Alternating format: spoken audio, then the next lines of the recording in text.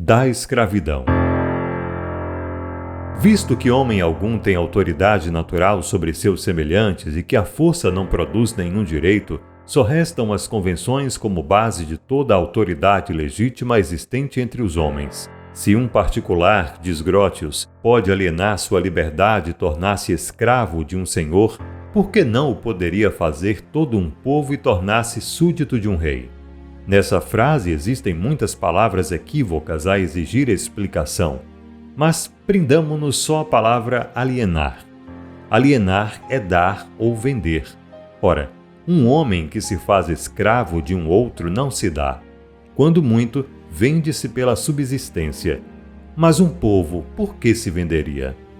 O rei, longe de prover a subsistência de seus súditos, apenas dele tira a sua e, de acordo com Rabelais, um rei não vive com pouco. Os súditos dão, pois, a sua pessoa sob a condição de que se tomem também seus bens? Não vejo o que lhes resta. Dirão que o déspota assegura aos súditos a tranquilidade civil. Seja, mas qual a vantagem para eles se as guerras em que são lançados pela ambição do déspota, a sua insaciável avidez, as vexações impostas pelo seu ministério os arruinam mais do que as próprias dissensões? Que ganham com isso se mesmo essa tranquilidade é uma de suas misérias? Vive-se tranquilo também nas masmorras e tanto bastará para que nos sintamos bem nelas? Os gregos, encerrados no antro do Cíclope, viviam tranquilos, esperando a vez de ser devorados. Afirmar que um homem se dá gratuitamente constitui uma afirmação absurda e inconcebível. Tal ato é ilegítimo e nulo, tão só porque aquele que o pratica não se encontra no completo domínio de seus sentidos. Afirmar a mesma coisa de todo um povo é supor um povo de loucos. A loucura não cria direito. Mesmo quando cada um pudesse alienar-se a si mesmo, não poderia alienar seus filhos, pois estes nascem homens e livres. Sua liberdade pertence-lhes e ninguém, senão eles, goza do direito de dispor dela. Antes que cheguem à idade da razão, o pai, em seu nome, pode estipular condições para sua conservação e seu bem-estar, mas não pode dá-los irrevogável e incondicionalmente, porque uma tal doação é contrária aos fins da natureza e ultrapassa os direitos da paternidade. Seria, pois, necessário, para que um governo arbitrário fosse legítimo, que o povo, em cada geração, fosse senhor de aceitá-lo ou rejeitá-lo. Mas, então, esse governo não mais seria arbitrário. Renunciar à liberdade é renunciar à qualidade de homem, aos direitos da humanidade e até aos próprios deveres. Não há recompensa possível para quem a tudo renuncia. Tal renúncia não se compadece com a natureza do homem, e destituir-se voluntariamente de toda e qualquer liberdade equivale a excluir a moralidade de suas ações. Enfim, é uma inútil e contraditória convenção a que, de um lado, estipula uma autoridade absoluta e, de outro, uma obediência sem limites. Não está claro que não se tem compromisso algum com aqueles de quem se tem o direito de tudo exigir? E essa condição única, sem equivalente, sem compensação, não levará à nulidade do ato? Pois que direito meu escravo terá contra mim, desde que tudo que possui me pertence e desde que, sendo o meu direito, esse direito meu contra mim mesmo passa a constituir uma palavra sem nenhum sentido? Grotius e outros autores encontram na guerra outra origem do pretenso direito de escravidão. Tendo o vencedor, segundo eles, o direito de matar o vencido, este pode resgatar a vida pelo preço da sua liberdade.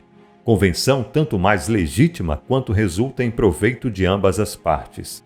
É claro que esse pretenso direito de matar os vencidos de modo algum resulta do estado de guerra, apenas porque, vivendo em sua primitiva independência, não mantém entre si uma relação suficientemente constante para constituir quer o estado de paz, quer o de guerra. Os homens, em absoluto, não são naturalmente inimigos. É a relação entre as coisas e não a relação entre os homens que gera a guerra. E, não podendo o estado de guerra originar-se de simples relações pessoais, mas unicamente das relações reais, não pode existir a guerra particular ou de homem para homem, nem no estado de natureza, no qual não há propriedade constante, nem no estado social, em que tudo se encontra sob a autoridade das leis. Os combates particulares, os duelos, os recontros são atos que de maneira alguma constituem um Estado. Os combates particulares, os duelos, os recontros são atos que de maneira alguma constituem um Estado. Quanto às guerras privadas, autorizadas pelas ordenações de Luís IX, rei de França, e suspensas pela paz de Deus, são abusos do governo feudal, sistema absurdo. Se jamais foi sistema contrário aos princípios do direito natural e a qualquer boa política.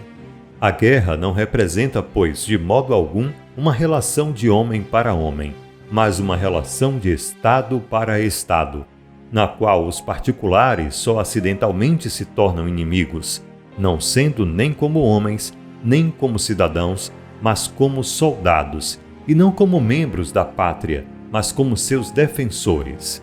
Enfim, cada Estado só pode ter como inimigos outros Estados e não homens, pois que não se pode estabelecer uma relação verdadeira entre coisas de natureza diversa. Esse princípio está mesmo de acordo com as máximas estabelecidas em todos os tempos e com a prática constante dos povos civilizados. As declarações de guerra são avisos menos às potências do que a seus vassalos. O estrangeiro, seja rei, particular ou povo, que rouba, mata ou detém os súditos, sem de início declarar guerra ao príncipe, não é um inimigo, é um bandido.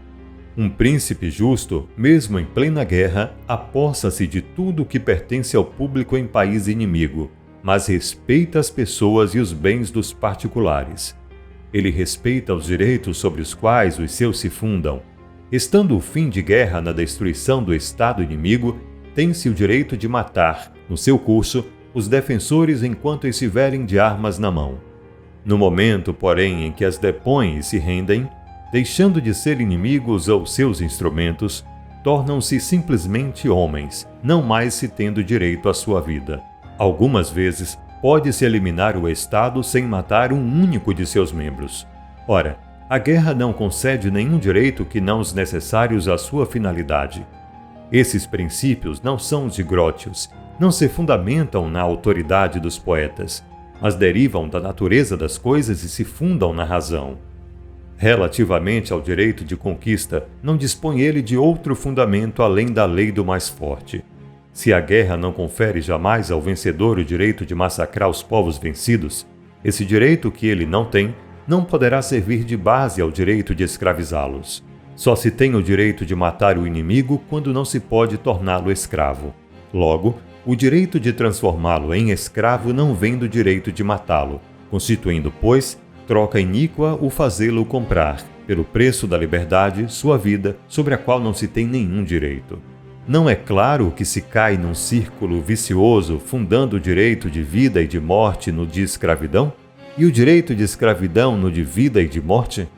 Supondo-se mesmo a existência desse terrível direito de tudo matar, afirmo que um escravo feito na guerra ou um povo dominado não tem nenhuma obrigação para com seu senhor, senão obedecê-lo enquanto a isso é forçado. O vencedor não lhe concedeu graça ao tomar um equivalente da sua vida. Em lugar de matá-lo sem proveito, matou-o utilmente. Longe, pois, de ter adquirido sobre ele qualquer autoridade além da força, persiste entre eles, como anteriormente, o estado de guerra, sendo a própria relação entre eles um efeito desse estado, e o gozo do direito de guerra não supõe nenhum tratado de paz. Firmaram uma convenção, mas essa convenção, longe de destruir o estado de guerra, supõe a sua continuidade. Assim, seja qual for o modo de encarar as coisas, nulo é o direito de escravidão não só por ser ilegítimo, mas por ser absurdo e nada significar. As palavras escravidão e direito são contraditórias, excluem-se mutuamente. Quer de um homem a outro, quer de um homem a um povo, será sempre igualmente insensato este discurso. Abre aspas. Estabeleço contigo uma convenção, ficando tudo a teu cargo e tudo a meu proveito. Convenção essa que obedecerei enquanto me aprouver e que tu observarás enquanto for do meu agrado. Fecha aspas.